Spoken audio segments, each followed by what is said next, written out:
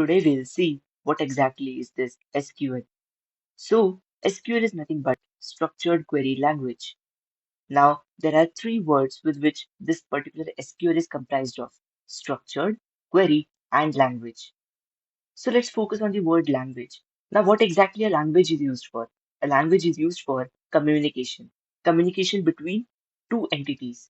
Now, over here, SQL language is used to communicate with the database. Now, for what it is used to communicate? It is used for storing, processing, as well as retrieving the information or data in a relational database. But wait, what exactly is this database? Let's have a look. Databases are organized collection of structured information or data that is typically stored electronically in a computer system. So you can think of a database as a container in which you store the information. Now don't worry about what type of container it is, what size it has.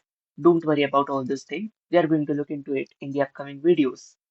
So, in summary, just remember that database is just a container in which you store the data. And SQL is the language through which you can store, process, or retrieve this particular data from the database. Oh, I got a mail. Let me check that. Till then, you watch this. Welcome to the day 1 of 100 of Decoding SQL.